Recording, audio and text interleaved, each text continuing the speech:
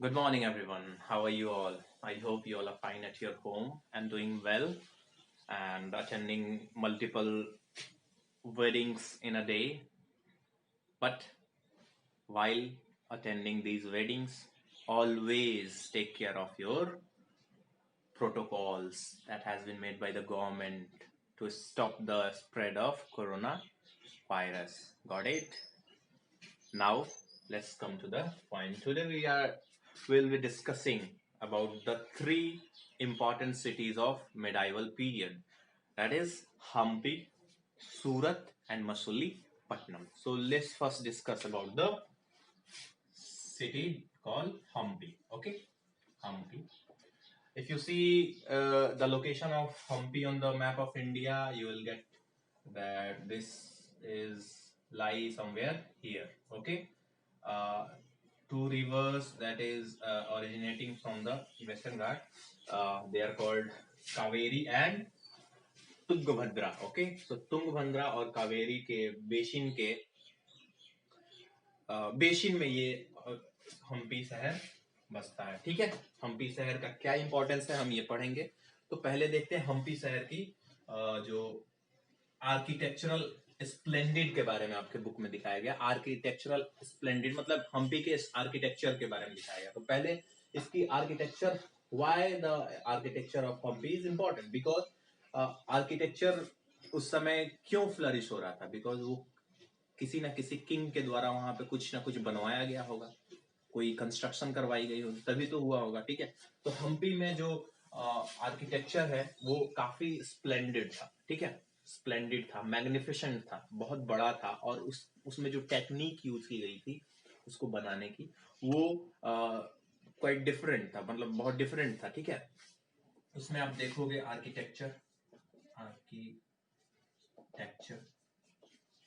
तो घर बनवाने के लिए या कोई भी बिल्डिंग बनवाने के लिए वॉल्स की जरूरत होती है। तो यहाँ पे जो वॉल्स हैं उनमें वॉल्स को बिल्ड करने के लिए कौन सा टेक्निक यूज हुआ है, तो अभी के सिनेरियो में या फिर आप मिडिवल पीरियड में देखोगे कि लाइम का यूज हो रहा था।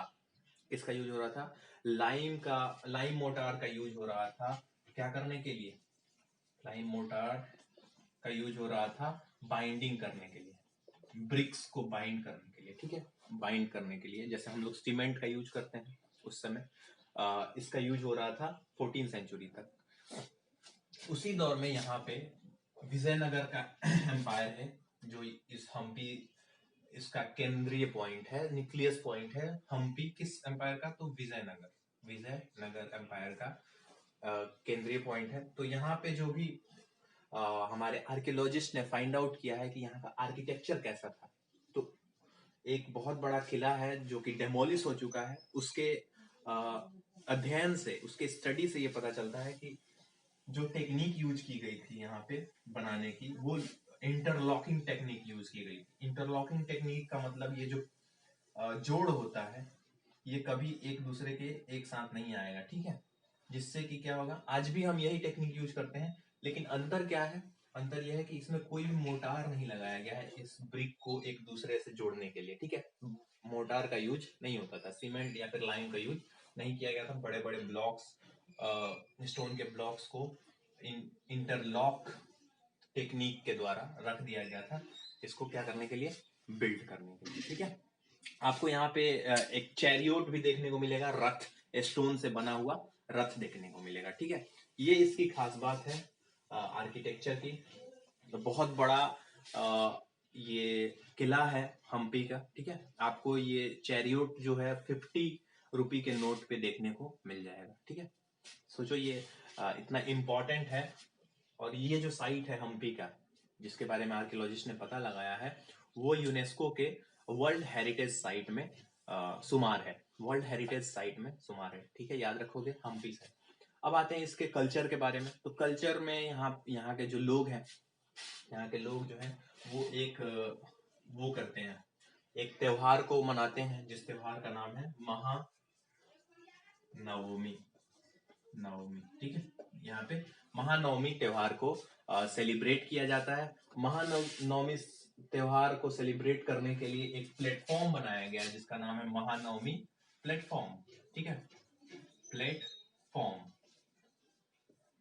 प्लेटफॉर्म पे राजा बैठते थे और राजा के जितने भी सब ऑर्डिनेट्स थे वो वहां पे आते थे, इनको गिफ्ट वगैरह देते थे और उसके बाद से सेलिब्रेशन होता था, डांसिंग होती थी, ठीक है, और राजा उसे एंजॉय करते थे। Got it? ये है हम्पी के बारे में। इतना आप लोग क्या करना, एक बार थोड़ा सा इसको रीड आउट कर लेना। Got it? और भी इसके जो टेक्निकल पॉइंट अगर हम देखें आर्किटेक्चर के, तो पहली तो ये है कि without using any binding material, the bricks और the stones were simply placed to build the walls. Okay, wall को बिल्ड करने के लिए इन्होंने कोई भी मोटार का यूज नहीं किया। फिर इन्होंने वही आर्क का यूज किया, डोम का यूज किया, ठीक है, डोम का यूज किया, पिलर का यूज किया। Got it? ये तो कॉमन है सारे आर्किटेक्चर में, समझ में आ रहा है? ओके। महानवमी का त्योहार मनाया जाता है। ओके,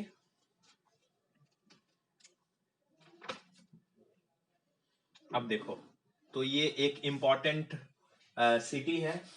कब कब 13 से 1400 के दौर में, ठीक है। फिर जैसे ही 16 सेंचुरी आती है, 16 सेंचुरी में ये हम्पी शहर जो है और विजयनगर एम्पायर दोनों ही क्या हो जाता है, डिक्लाइन हो जाता है। इसको जीत लिया जाता है सुल्तानी डेक्कनी सुल्तान के किंग्स के द्वारा, ठीक है, डेक्कनी सुल्तान के किंग्स के द्वारा, जो कि यहाँ के राजा थे बीजापुर बीजापुर और फिर अहमदनगर, बेरार, बेदार। ये इनके जो सुल्तान थे, इन्होंने बार बार हम्पी को अपने कब्जे में लिया और धीरे धीरे हम्पी का जो इंपॉर्टेंस है वो खत्म हो गया, क्योंकि ये चला गया सुल्तान के हाथों में। विजयनगर एम्पायर का जो सेंटर पॉइंट था वो सुल्तान के हाथों में चला गया। समझ में आया? ये सारी बातें आपको पॉइंट आउट करके लिख लेना है, जो भी इंपॉर्टेंट पॉइंट है हम्पी के बारे में। Got it? कैसे ये इसका इंपॉर्टेंस भी खत्म हो गया, कैसे ये डिक्लाइन हो गया शहर, वो भी लिख लेना। अब नेक्स्ट आते हैं सूरत के बारे में। हम्पी बेसिकली इंपॉर्टेंट है किसके लिए? अपने आर्किटेक्चर के लिए, ठीक है, अपने आर्किटेक्चर के लिए इंपॉर्टेंट है। और आप देखोगे 50 के नोट पे जो वो चैरियोट है, स्टोन चैरियोट का फोटो है, वो आपके 50 के नोट पे है और वो यूनेस्को वर्ल्ड हेरिटेज साइट में शुमार है। Got it? इतनी चीजें आपको याद रखनी है। हम्पी किस एम्पायर का सेंटर पॉइंट था? तो वो विजयनगर एम्पायर का सेंटर पॉइंट था, जिसकी स्थापना कब हुई थी? 1369 के करीब में हुई थी, ठीक है। कब इसका डेमोलिशन हो गया? तो 1565 में इस शहर का यूं कह लो डिक्लाइन हो गया, डेमोलिशन हो गया। Got it? इतना हमने पढ़ा हम्पी के बारे में। अब हम पढ़ेंगे सूरत के बारे में। It is very important city. हर वक्त ये बहुत ही इंपॉर्टेंट रहा है Surat, because of its geographical location. Surat जो है वो अपने ज्योग्राफिकल लोकेशन की वजह से बहुत ही वो रहा है, इंपॉर्टेंट रहा है। Here you can see the location of Surat on the map of India. Look here. Okay, here is Surat, this is Gujarat. Okay, here is Surat. ये गल्फ ऑफ खंबात है, गल्फ ऑफ खंबात के ही आसपास है। गल्फ क्या होता है? गल्फ एक नैरोअर पॉइंट होता है जिसमें ओशियन वाटर होता है, उसको हम गल्फ बोलते हैं। Got it? उसको हम क्या बोलते हैं? गल्फ बोलते हैं। तो ये गल्फ आपको दिख रहा है, जूम करके मैंने यहाँ पे लिखा है, यही नीचे है कौन? सूरत। Got it? सूरत शहर क्यों इंपॉर्टेंट है? तो फर्स्ट ऑफ ऑल, पहले जो ट्रेड होती थी वो किधर होती थी? पहले जो ट्रेड होती थी, हम तो अभी वो वाला मैप नहीं बना रहे, इंडिया वाला, तो ये ऐसे हो जाएगा ना, आप देखो ऐसे, ठीक है, और यहाँ से अफ्रीका वाला पॉइंट आ जाएगा। समझ में आ रहा है? तो ट्रेड पहले होती थी वेस्ट एशिया, यहां से जाओगे तो यूरोप, यहां से जाओगे तो यूरोप। तो यूरोप के लिए तो हमें यहीं पे जाना है, क्योंकि स्वेज कैनाल अभी नहीं बना है इस दौर तक, ठीक है। तो ये वेस्ट एशिया और अफ्रीका और यूरोप, ठीक है, ये यूरोप है। यहाँ से ट्रेड होती है, तो सबका जो भी एंट्रेंस पॉइंट होगा, सारे भी जितने भी कंट्री के ट्रेडर्स यहाँ पे आएंगे, ट्रेडर्स के बारे में मैंने आपको बताया है, वो आके यहाँ पे सूरत में अपना, सूरत एक पोर्ट सिटी है, सूरत एक क्या है? पोर्ट सिटी है। यहाँ पे अपना शिप को, जो भी शिप है उसको एंकर करेंगे। एंकर मतलब शिप को क्या करना होता है, फंसाना होता है, ठीक है, शिप को यहाँ पे फंसाएंगे। पहली बात तो ये हो गई कि इसकी ज्योग्राफिकल लोकेशन बहुत ही इंपॉर्टेंट है, जिसके वजह से इसको क्या बोला जाता है, गेटवे ऑफ वेस्ट बोला जाता है। क्या बोला जाता है, गेटवे ऑफ वेस्ट, मतलब भारत से वेस्ट की तरफ जाने के लिए, भारत से वेस्ट की तरफ जाने के लिए इस समय, मतलब इस कंटेम्प्ररी पीरियड में 14, 15, 17, 18 सेंचुरी तक सूरत एक बहुत ही इंपॉर्टेंट शहर था। यहीं से सब लोग इधर को ट्रेवल करते थे। मान लो यहाँ पे मक्का है, मक्का मदीना, तो मक्का कहाँ पे, अरब में है, सऊदी अरेबिया में है, ठीक है। मक्का जाने के लिए भी लोग सूरत ही जाते थे और यहाँ से शिप पकड़ के मक्का जाते थे, ठीक है। कहाँ जाते थे, मक्का, गॉट इट। तो चूंकि यहाँ से मक्का जाते थे, इसीलिए इसको मक्का के लिए एक इम्पोर्टेंट नाम है, क्या बोलते थे इसको, लिखा था, मैंने देखा था,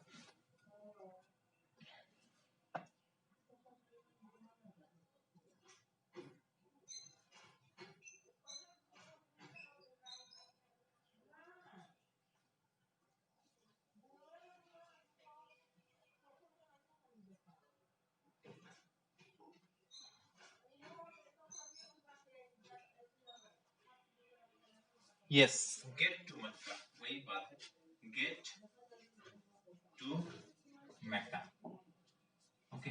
गेट टू मक्का इसको बोला जाता है, सूरत को उस समय बोला जाता था, क्योंकि यहाँ से बहुत सारे पिलग्रिमेज जो थे, पिलग्रिमेज थे, वो पिलग्रिम्स जो भी श्रद्धालु थे, वो कहा जाते थे, सऊदी अरेबिया मक्का में जाते थे, इसलिए इसको ये भी बोला जाता था। गॉट इट, समझ में आ रहा है।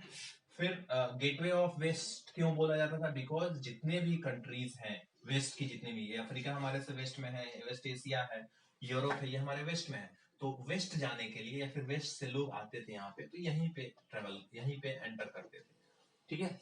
तो इसी वजह से सूरत को gate of Mecca and gateway of west बोला जाता था, ठीक है, गेटवे ऑफ वेस्ट बोला है। ये तो हमने इस हमें लोकेशन पढ़ा इसके बारे में, इसका लोकेशन जो है। अच्छा, Surat in the Gujarat was the emporium of western trade, emporium कहा जाता था, एक ये भी वर्ड है एम्पोरियम, गुजरात के सूरत शहर को एम्पोरियम कहा जाता था वेस्टर्न ट्रेड के लिए। एम्पोरियम एक ऐसा जगह होता है जहां पे गुड्स को, डिस्टेंट गुड्स को लाकर एक्सचेंज किया जाता है, यहाँ से बेचा जाता है इधर को, मतलब यहाँ के व्यापारी आके यहाँ बेचेंगे, फिर इधर के व्यापारी आके यहाँ पे बेचेंगे, ठीक है। इसीलिए इसको एम्पोरियम भी कहा जाता था। गॉट इट, इतना बात आपको समझना है, ओके। नेक्स्ट है द सिटी वाज कॉस्मोपॉलिटन। अब सिटी के पॉपुलेशन के बारे में हम जान ले तो सिटी जो था वो कॉस्मोपॉलिटन था, आज भी है कॉस्मोपॉलिटन। कॉस्मोपॉलिटन का मतलब होता है, कॉस्मोपॉलिटन का मतलब होता है क्या, कॉस्मोपॉलिटन का मतलब होता है यहाँ पे भिन्न भिन्न रेस, क्रीड, कल्चर के लोग रहते थे, मतलब ये डाइवर्स सिटी था, डाइवर्स कह लो, डाइवर्स तो समझते हो, डिफरेंट भाषा बोलने वाले, डिफरेंट कास्ट, कल्चर, क्रीड के लोग यहाँ पे निवास करते थे। समझ में आया आपको, ओके। अब देखो 17 सेंचुरी तक, 17 सेंचुरी, अब मैं इसको इरेज कर देता हूँ। 17 सेंचुरी में ये जो शहर है वो बहुत ही इंपॉर्टेंट हो गया। 17 सेंचुरी में ये शहर क्या हो गया, और भी इंपॉर्टेंट हो गया, मतलब 1600 के आसपास, 1600 प्लस को हम 17 सेंचुरी बोलते हैं, 1600 प्लस को क्या बोलते हैं, 17 सेंचुरी। उस समय सूरत की जो वैल्यू है वो और ज्यादा बढ़ गई, ऑफ कोर्स बढ़ेगी, जिस शहर में ट्रेड ज्यादा होगा उसकी डेवलपमेंट ज्यादा होगी, रेवेन्यू ज्यादा हो आएगी, और उसके वजह से किंग का इस पे ध्यान ज्यादा रहेगा। तो सूरत क्या हो गया, एक इंपॉर्टेंट शहर बन के उभरा 17 सेंचुरी में। 1600 प्लस को हम क्या बोलते हैं, 17 सेंचुरी बोलते हैं। इसमें क्या होता है, इसमें पहले तो इधर से चल के आते हैं कौन, ब्रिटिशर्स, वो आके 1608 में औरंगजेब के दौरान, औरंगजेब उस समय मुगल किंग थे, और यहाँ पे आके अपना फैक्ट्री खोलते हैं। पहले तो यहाँ पहुंचते हैं, ठीक है, कैप्टन हॉकिंस पहुंचते हैं और फिर यहाँ पे फैक्ट्री खोलते हैं 1609 में, 1609 में नहीं, 1609 में परमिशन लेते हैं और 1611 में यहाँ पे फैक्ट्री खोल लेते हैं टेम्पोररी, और 1615 में यहाँ पे उनका अपना परमानेंट फैक्ट्री हो जाता है। ठीक है, इसके बाद से क्यों यहाँ पे इन्होंने फैक्ट्री खोला, क्योंकि 1400 के आसपास में ये पूरा रीजन जो है वो पुर्तगालियों के हाथ में चला गया था। हम पढ़ेंगे, जब हम मॉडर्न इंडिया पढ़ेंगे तो पुर्तगालियों के हाथ में चला गया था। तो अब जो इंग्लैंड वाले थे वो यहाँ आते हैं। ये यूरोपियंस क्यों आ रहे हैं इंडिया, आपको पता है, इंडियन जो गुड्स है वो यूरोपियन मार्केट में बहुत ही फेमस है। अरेबियन लोगों ने क्या कर दिया, यूरोप से आने वाला रास्ता बंद कर दिया कि अब हम तुमको नहीं जाने देंगे। तो ये लोग अब समुद्र के रास्ते आ रहे हैं, और समुद्र के रास्ते आएंगे तो किसी ना किसी पोर्ट पे लैंड करेंगे। तो ये वेस्टर्न घाट वाला जो पोर्ट है वो तो पुर्तगालियों के हाथ में है, इधर आएंगे तो ये पीटे जाएंगे। तो इसीलिए ये किधर को जाते हैं, जहां पे पुर्तगालियों का एस्टेब्लिशमेंट नहीं है, तो ये पहुंचते हैं सूरत। सूरत से ये एंट्री करते हैं इंडिया में। ठीक है, समझ में आ रहा है आपको। तो 1608 में सूरत में कौन पहुंचता है, अंग्रेज पहुंचते हैं। फिर धीरे धीरे यहाँ पे सारे आ जाते हैं, डच आ जाते हैं, डच, फ्रेंच, पुर्तगाली सब यहाँ पे अपना अपना फैक्ट्री खोल देते हैं। क्यों खोल देते हैं, तो अब इसके बाद हम पढ़ेंगे। ये जितने भी लोग हैं यहाँ पे फैक्ट्री अपना खोल दिए। अब सोचो ये कितना प्रॉस्पेरस होगा सिटी, बहुत ही प्रॉस्पेरस हो जाएगा, क्योंकि इतनी बड़ी बड़ी कंपनी, ये सारी ईस्ट इंडिया कंपनी के नाम से आती हैं।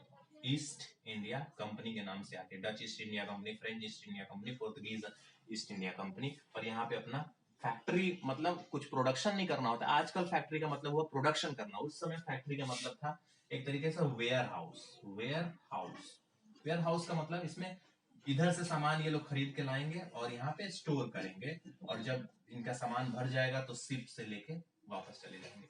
ठीक है, तो आप देखोगे कि सूरत एक ऐसा पोर्ट है, उस समय एक जो ओविंगटन नाम का ब्रिटिश क्रॉनिकलर है जो हिस्ट्री लिखते हैं, तो उस दौरान ब्रिटिश क्रॉनिकलर लिखता है सूरत के बिजीनेस के बारे में कि कितना बिजी है सूरत पोर्ट। हर किसी भी टाइम पे, किसी भी पॉइंट ऑफ टाइम पे आप अगर सूरत पोर्ट पे उस समय चले जाते तो आपको 100 से ज्यादा, एवरेज 100 से ज्यादा शिप्स जो हैं, एक कंट्री के नहीं, डिफरेंट डिफरेंट कंट्रीज के यहाँ पे एंकर्ड रहते थे। एंकर्ड का मतलब देखा है ना, शिप जो बड़ी बड़ी शिप्स होती हैं उसमें बड़े बड़े सिक्कड़ होते हैं, सिक्कड़ लोहे के, और उनको एक पिलर से, कॉलम से क्या बांध के फंसा के रखा जाता है, उसी को एंकरिंग बोलते हैं, ताकि पानी के बहाव से शिप बाहर न अंदर न चला जाए समुद्र के। तो ये 100 शिप एक साथ एंकर्ड रहते थे, इतना बिजी था सूरत। ठीक है, क्यों बिजी था अब ये जानते हैं। तो सूरत में कॉटन, सूरत का जो कॉटन था, कॉटन देख लो, इस एरिया में हमने आपको कई बार बोला है कि कॉटन वाला एरिया है, बहुत कॉटन यहाँ पे होता है।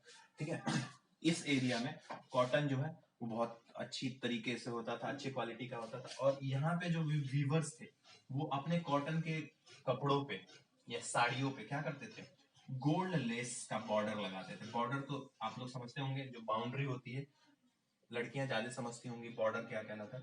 उस पे गोल्ड लेस, हम लिख दे रहे हैं, गोल्ड लेस बॉर्डर बनाते थे, जिसका बहुत वैल्यू था कहाँ पे, यूरोपियन मार्केट में या फिर अदर वे एशिया में भी। ठीक है, जिसके वजह से ट्रेडर्स यहाँ पे आते थे, खींचे चले आते थे। और भी बहुत सारा रीजन था, मैंने आपको बता दिया। ठीक है, इस गोल्ड लेस को जरी बोला जाता था। क्या बोला जाता था, जरी, जरी बोला जाता था। Got it. तो ये है सूरत की इंपॉर्टेंस। एक और चीज समझ लो सूरत के बारे में, हुंडी। यहाँ पे बहुत सारे ट्रेडर्स आते थे, तो बहुत सारे लोग पैसा भी कमाएंगे, कुछ महाजन हो गए। महाजन मतलब जो पैसा देते हैं, एक तरीके से बैंकिंग स्टार्ट हो गया यहाँ पे, प्राइवेट बैंकिंग स्टार्ट हो गया। और हुंडीज, हुंडी एक तरीके का करेंसी है। करेंसी का मतलब होता है ऑर्डर्ड करेंसी। ऑर्डर्ड करेंसी का मतलब होता है जैसे कि हम चेक देते हैं ना, 5,000 का चेक, उसमें तो कोई पैसा नहीं होता है, बस हम भर देते हैं कि ये 5,000 का चेक है, सेंट्रल बैंक आपको दे रहा है। आप किसी भी बैंक में जाके उसे, या फिर सेंट्रल बैंक में ही जाके आप उसे क्या कर सकते हो, विड्रॉ कर सकते हो। ठीक है, तो ये हुंडी जो गुजरातियों का हुंडी था, सूरत के लोग जो महाजन थे उनका हुंडी था, वो ये हुंडी क्या करते थे, जनरेट करते थे। और इस हुंडी का जो वैल्यू था, हमारे चेक का वैल्यू कहाँ होता है, इंडिया में ही होता है। उस समय आप ये सोचो कि इस हुंडी की वैल्यू कहाँ कहाँ थी। अगर आप इसे अफ्रीका में ले जाके दिखा दो तो अफ्रीका में आपको इसको इसके बदले आपको पैसे मिल जाते थे। अगर आप यूरोप में बेल्जियम में जाके दिखा दो, बेल्जियम में, वहां पे भी इसके बदले आपको पैसा दे दिया जाता था। सोचो कितना फेमस था। ठीक है, सूरत। समझ में आ रहा है आपको? ओके, तो इतनी सी बात आपको पढ़नी थी।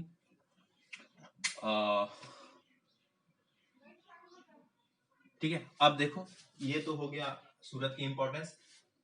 जो आया है वो जाएगा, जो डेवलप हुआ है वो कभी ना कभी डिक्लाइन भी होगा। तो सूरत का भी डिक्लिनेशन हो जाता है। कैसे? 17वीं सेंचुरी खत्म होती है और 18वीं सेंचुरी आता है। 18वीं सेंचुरी को क्या बोलेंगे? 18 प्लस। ठीक है, 18वीं सेंचुरी जब आता है, मुगल डिक्लाइन हो जाते हैं। मुगल, उस समय मुगल जो किंग थे, इस समय तो मुगल किंग जहांगीर बहुत पावरफुल, फिर उसके बाद आते हैं औरंगजेब, वो भी बहुत पावरफुल। तब तक ये सूरत फ्लरिश हो रहा था, तब तक अंग्रेजों ने इसको बहुत ज्यादा तरीके से कब्जे में नहीं किया था। जैसे ही मुगल क्या होते हैं? कमजोर होते हैं, मतलब 1707 में, 1707 में जैसे ही मुगल किंग औरंगजेब की मौत होती है, सूरत का डेक्लिनेशन शुरू हो जाता है और अंग्रेजों को मिल जाता है यहीं से जस्ट नीचे एक जगह है बॉम्बे, आज जिसे हम मुंबई बोलते हैं, बॉम्बे। ये बॉम्बे पुर्तगालियों ने अंग्रेजों को दहेज में दे दिया।